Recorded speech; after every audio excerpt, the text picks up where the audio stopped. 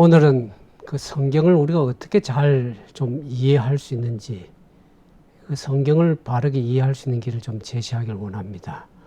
성경의 그 맥락을 잘 알게 되면 성경을 전체적으로 잘 이해할 수 있는 길이 있습니다. 그래서 오늘 그 말씀을 통해서 우리가 함께 성경을 좀 살펴보면서 성경을 우리가 어떻게 바르게 이해해야 되는지를 좀 알기를 원합니다. 특별히 성경 그 창세기 1장하고 2장, 2장하고 계시록 마지막 21장과 22장은 죄가 없는 장입니다. 그 창세기 또 3장부터 계시록 20장까지는 죄가 시작이 돼서 죄가 어떻게 끝나는지 그것을 성경은 얘기를 하고 있는 것입니다. 그래서 우리가 그 죄가 어떻게 들어오는지를 바르게 이해하고 죄가 어떻게 하면 끝나는 것을 잘 이해하게 되면 우리가 성경을 전체로 창세기부터 요한계시록까지 그 일어나는 사건과 인물을 중심으로 잘 살펴보게 되면 우리가 성경을 제대로 잘 창세기부터 요한계시록까지 쉽게 잘 이해할 수 있는 길을 우리가 알 수가 있습니다. 계시록 12장에 보면 하늘에서부터 전쟁이 있었다고 그렇게 얘기를 합니다. 사단이, 용이 하늘 정부를 대항해서 하나님과 대항해서 미가엘과 더불어 전쟁을 일으켰다고 얘기를 하고 있습니다. 그러니까 최초의 전쟁은 이 땅에서 일어나는 전쟁이 아니고 하늘에서부터 전쟁이 시작이 되었습니다. 그것은 사단이 하늘 정부를 대항해서 싸움을 걸었는데 하나님인 창조주 하나님과 피조물인 사단과의 이 전쟁은 물리적인 전쟁으로 싸울 수 있는 전쟁이 아닙니다. 창조주가 피조물을 그냥 말씀으로 얼마나 패할 수 있겠지만 이것은 물리적인 전쟁이 아니라 사단이 하늘 정부를 대항해서 법적인 전쟁을 걸어왔습니다. 그래서 그 전쟁이 하나님의 정부의 기초인 그 율법에 대해서 결함이 있어서 그것을 변강시켜야 되고 그래서 율법은 하나님 정부의 그 기초를 대항해서 사단이 법적인 전쟁을 걸어서 싸워왔습니다. 그래서 하늘에서 그 사단이 결함이 있어서 율법을 변경시켜야 된다고 하는 그것을 주장한 것은 피조물이 하나님과 동등되게 더 취하고 더 높이 하려고 그러면 하나님 법의 정부가 잘못됐다는 걸 증명을 해야 되는데 사단은 그것을 증명하지 못하고 결국 하늘에서 쫓겨나게 되는 것을 보게 됩니다. 그래서 요한계시록 12장에 보면 최초의 전쟁에서는 사단이 하늘에서 전쟁을 했는데 하늘 정부와 대해 싸우는데 그것을 이기지 못하고 이 땅으로 3분의 2 천사들을 함께 이 땅으로 내어 쫓기게 됐다 그랬습니다. 사단이 하늘에 율법의 전쟁을 걸어와서 그것을 결국에 많은 천사들이 거기에 거짓의 기만에 속아서 동조해가지고 3분의 1 천사가 이 땅으로 내어 던짐을 받았다고요. 성경은 얘기를 하고 있습니다.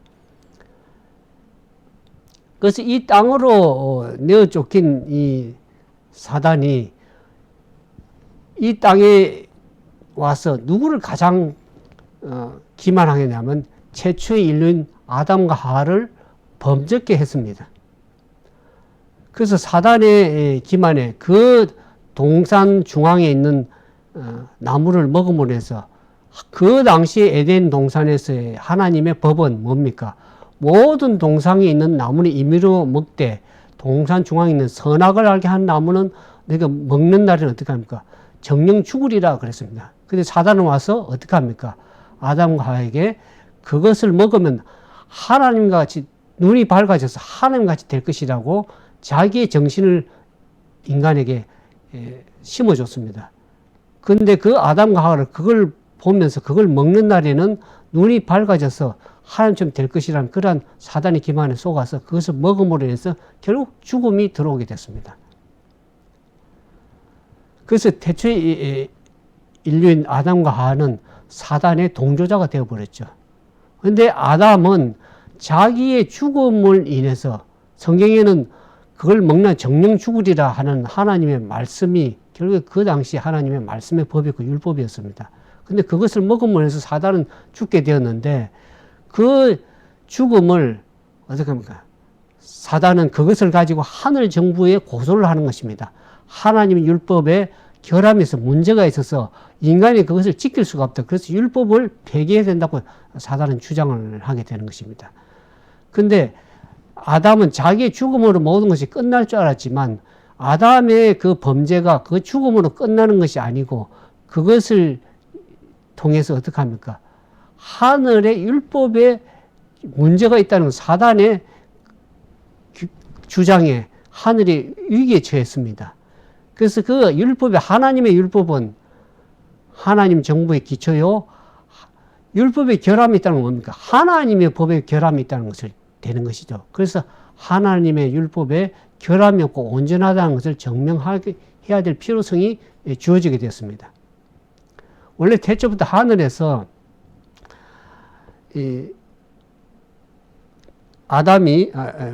사단이 전쟁을 걸어올 때 그 율법에 대한 전쟁의 문제를 결국 우주의 온 지적 통제자 천사들은 거기에 대한 관심을 가지고 왔습니다. 근데 그것을 인류가 범죄함으로 말미암아서 그 문제가 생기게 된 것을 하늘에서 그것을 해결을 해야 됐습니다. 그래서 그 아담과가 범죄한 그것을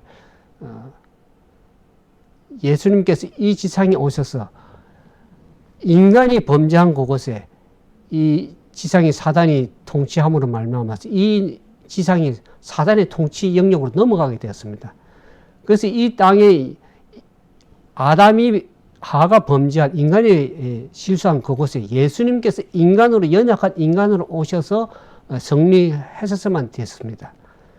그래서 사단은 얼마나 기뻤냐면 죄가 없는 그곳 에덴에 아담과 하와를 범죄케 한 그것이 예수님께서 연약한 인간으로 오신다는 그 얘기를 듣고 사단은 예수 그리스도를 죄 범죄케 할 수 있으리라는 그러한 기만에 기뻐 날뛰었지만은 예수님께서 인간으로 육신의 연약한 인간으로 오셔서 어떻게 합니까? 그의 삶을 통해서 그것도 십자가의 죽음을 통해서 어떻게 합니까? 그가 하나님의 율법의 요구를 이루었다고 성경은 얘기를 하고 있습니다. 예수님께서 율법의 요구, 율법은 온전하며 그분이 그 율법을 온전히 하나님께 순종함으로 말미암아서 인간도 율법을 온전히 지킬 수 있다는 것을 예수님께서 몸소 보여주셨습니다. 그래서 이 아담의 하가 범죄했을 때 하늘에서 평화의 의논이 있었다고 얘기합니다. 우리가 창세기 3장부터 제가 들어온 장에 보면 창세기 3장 15절에 보면 내가 너로 여자와 원수가 되가고 너희 후손도 여자의 후손과 원수가 되려 하리니 여자의 후손은 내 머리를 상하게 할 것이고 너는 너 그의 발꿈치를 상하게 할 것이니라. 이게 대초의 원복음입니다. 하나님께서 여자의 후손으로 오실 그 예수님을 통해서 사단을 머리를 부술 것을 얘기합니다. 사단을 패배시킬 것을 얘기합니다. 최초의 하늘에서 1차적으로 예수 그리스도 사단 간의 전쟁에서 율법 전쟁에서 사단이 증명하지 못하고 패해서 1차적인 전쟁에서 쫓겨내려 땅을 쫓겼습니다. 그 2차 전쟁에 이 예수 그리스도 사단 간의 이 전쟁이 시작됐지만 예수님께서 사단에게 굴복하지 않고 전적으로 하나님의 율법의 법에 순종함으로 말미암아서 결국 십자가에 죽기까지 순종을 하셨습니다. 그래서 율법의 요구를 이루신 분이 예수 그리스도인데 그분의 생애를 통해서 결국 그분의 십자가 죽으심을 통해서 어떻게 합니까? 사단이 패하게 됐습니다. 2차적으로 이 땅에서 패하게 됩니다. 그래서 이 창세기 3장 15절에 이 여자로 후손으로 오는 그 예수 그리스도와 사단 간의 그 전쟁이 끝날까지 이제 이 지속이 되겠지만 그 사이에 창세기 3장부터 예수님께 십자가에 달려 들어가게 되면 그리스도 사단 간에 끊임없는 전쟁이 이루어졌다는 것을 우리가 성경을 통해서 이해하면 좀 쉽게 이해가 됩니다. 왜 예수님께서 연약한 인간으로 오실 수밖에 없었습니까? 아담이 범죄하고 실패한 그곳에 사단은 계속 고소를 하기 때문에 예수님께 연약한 인간으로 오셔서 아담과 하와가 실패한 그곳에 인간으로서 연약한 육신으로 오셔서 모든 죄를 이기시고 율법의 요구를 이루시고 승리한 것을 몸소 보여주심으로 사단이 주장이 거짓되다는 것을 기만을 드러내게 되었습니다. 예수님께서 십자가에 죽으심으로 사단이 피한 것을 통해서 하늘에 있는 온 우리 우주의 지적 존재자들과 그 다음에 천사들은 사단의 기만이 주장이 거짓됐다는 것을 다 이제 밝혀지게 되었습니다. 그래서 예수님께서 십자가에 달려 돌아가시고 하늘로 성천하셨습니다. 하늘로 성천하신 이후에 사단은 계속해서 예수님의 십자가의 요구를 무효화시키기 위해서 또 다른 기만을 통해서 이제는 어떻게 보면 예수님께서 십자가의 죽으심으로 말미암아서 율법이 폐기되어 있다. 더 이상 율법에서 해방돼서 율법을 지킬 필요가 없다고 그렇게 새로운 또 다른 기만을 사단은 가져오게 됐습니다. 그래서 예수님께서 하늘 성소에 들어가셔서 인간의 죄를 위해서 대속하시면서 이 율법으로부터 온전히 순종하고 성리에 나가는 그 최초의 구속의 열매들이 나오기를 하나님은 원하시는 것입니다. 그것이 우리가 성경에 보면 계시록 12장에 우리가 이제 창세기 3장부터 계시록 12장에 가보면 계시록 1장부터 11장까지는 그것이 하나의 역사적인 부분입니다. 그게 보면 7교회 얘기가 나오고 7인이 나오고 7나팔 나오죠. 그러면서 계시록 12장에 가면 역사와 예언이 중복되는 부분입니다. 13장부터는 예언적인 부분으로 들어가는데 그 역사와 예언이 중복되는 12장에 가면 우리가 최초부터 12장에 대해서 전쟁이 있었다고 얘기를 했죠. 그 12장에 가면 계시록 12장 13절부터 예수님께서 이 땅에 십자가 죽으심으로 말미암아서 교회를 탄생을 시켰습니다. 그래서 그 교회가 탄생되는 것을 사단은 핍박해서 얼마나 많은 기독교인들을 핍박한 것을 이 계시록 12장은 이 성경에 요약해서 얘기를 하고 있습니다. 계시록 12장 13절부터 제가 읽어보면 용이 자기가 땅으로 내어 쫓긴 것을 보고 남자를 낳은 여자를 핍박한, 여기 여자는 교회를 하는데 그 여자가 큰 도수리에 두 날개를 받아 광야 자기 곳으로 날아가 거기서 그 뱀의 낯을 빼어 한 떼와 두 떼와 반 떼를 양육받아며 여자에 대해서 뱀이 그 입을 물을 강같이 토하여 여자를 물을 떠나게 하되 땅이 여자를 도와 그 입을 벌려 용을 통 강물 삼키게 하더라. 사단이 이 땅에 내어 쫓겨서 어떻게 합니까? 인류를 범죄케 하고 그 다음에 이 예수님께서 또 2차 율법 전쟁을 통해서 사단이 패배하고 예수님께 하늘을 성천하신 이후에 이 땅에서 사단은 새로운 기만을 통해서 이제 하는데 그 예수님께 하늘을 성천하신 이 땅에 탄생시킨 그 교회를 사단은 얼마나 많은 핍박을 합니까? 1260년 동안 한 때, 두 때, 반 때, 세 때 반 동안 중세기 암흑시대 하나님 백성들을 얼마나 많이 핍박했습니까? 그 핍박한 것은 그들이 하나님의 율법을 알지 못하게 하고 그 율법이 우리의 마음속에 하나님의 법이 심겨졌다고 얘기를 합니다. 그 법을 없애기 위해서 사람들을 얼마나 핍박하고 특별히 하나님의 교회는 어떻게 합니까? 하나님의 교회에 있는 성소는 우리가 성소를 사단이 짓밟았다고 합니다. 그 성소에 하나님의 율법이 있기 때문에 그 성소를 짓밟고 하나님 백성들이 있는 마음속에 있는 하나님의 율법을 없애기 위해서 얼마나 많은 성도들을 핍박을 했습니다. 그럼에도 불구하고 사단이 핍박하는 곳에 교회가 더 많이 피 흘린 곳에 교회가 서게 되었죠. 그래서 이제는 사단은 이 많은 하나님을 믿는 교회들이 어떻게 합니까? 사단이 율법이 예수님의 십자가 달라 돌아가면 폐했음을 일어나면서 더 이상 율법을 지킬 필요가 없다. 폐했다고 주장하는데 많은 교회들이 사단의 기만에 속아서 율법이 더 이상 지킬 필요가 없다. 우리가 믿음으로 말하면 오라지기 때문에 율법에 의는 필요가 없다고 얘기하는데 우리가 로마서 12장도 보면 우리가 믿음으로 말미암아 구원을 어렵다고 해서 율법을 폐하겠느냐 사도 바울은 오히려 굳게 하느니라 그랬습니다. 믿음으로 폐하겠냐 그럴 수 없느니라 그랬습니다. 율법을 굳게 세우고 예수님께 굳게 세운 것처럼 우리도 율법을 굳게 세우는 하나님 참된 백성들이 나오길 진정으로 원하는 것입니다.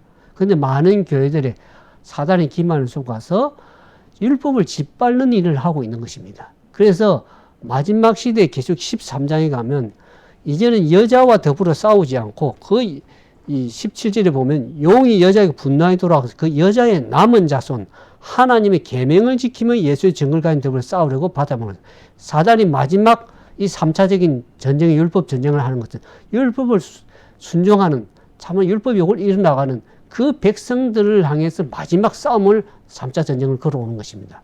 그래서 이제는 여자와 더불어 싸우지 않고 그 여자의 남은 자손 하나님의 계명을 지키며 예수 믿음을 지키는 그 하나님의 계명, 율법의 계명에 순종하는 그 백성들과 마지막 싸움을 위해서 사단이 이제 전쟁을 걸어오는데 계속 13장에 가보면 그 율법에 가지고 마지막 계명을 가지고 사람들을 핍박하게 나오는 것이 짐승의 표의 환란입니다. 그 짐승의 표의 환란을 통해서 진정으로 하나님의 계명을 순종하는 백성들을 사단은 다 죽이기를 원하는 것입니다. 바다에서 올라오는 짐승, 땅에서 오는 짐승을 통해서 하나님의 계명의 율법에 순종하는 백성들을 완전히 씨를 말리기 위해서 전쟁하는 것이 13장의 짐승의 표와 우상에게 경배하는 것입니다. 그래서 13장에서 넘어가면 14장에 그 하나님의 계명에 순종하는 그 백성들 14만 4천인들이 탄생되는 장면입니다. 땅에서 구속을 받아 사람 가운데 구속받아 처음 익은 열매로 나타나는 14만 4천의 특징이 나오면서 그들이 외치는 복음이 뭡니까? 영원한 복음.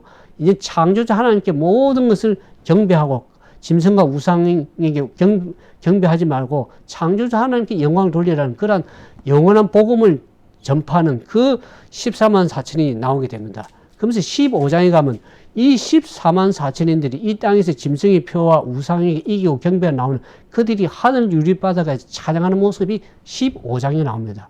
그래서 16장에 가면 그 14만 4천들 이기는 자들에게 하나님 보호의 덮개를 씌워서 마지막 7 재앙이 내릴 때 짐승과 우상에 경배한 자들에게는 모두 하나님의 진노가 쏟아지면 7 재앙이 쏟아지지만 그 짐승의 표와 우상 이겨 나온 14만 4천이 하나님께 보호의 덮개를 씌웁니다. 그래서 17장과 18장에 가면 그 악에 동조한 짐승과 거짓 선지자들이 패망하고 20장에 가면 사단이 완전히 패배당하고 죄를 끝내는 것입니다. 이 14만 4천인들이 이 땅에서 율법에 온전히 순종하고 계명의 순종에서 나오는 그 백성들이 나올 때 사단은 더 이상 자기를 기반이 완전히 원천하게 드러나기 때문에 사단을 온전히 척결할 수 있는 것입니다. 그때 온전히 짐승과 거짓 선지자와 사단을 온전히 죄의 장군을 사단을 척결할 때 그때는 이 땅에 새로운 하늘과 새 땅으로 창조될 수 있는 그 땅이 계속 21장과 22장에 나오는 것입니다.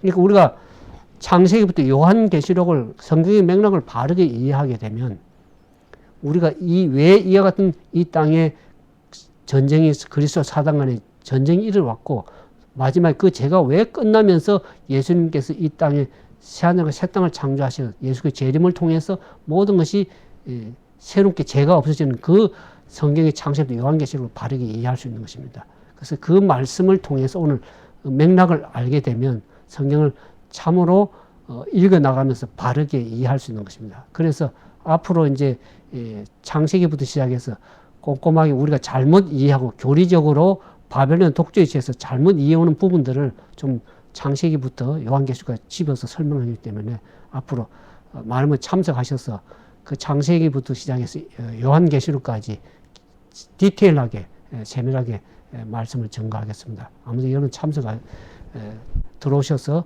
성경을 좀 이해하는 그런 새롭게 성경을 바르게 이해하는 그런 시간 되기를 진정으로 바라겠습니다. 감사합니다.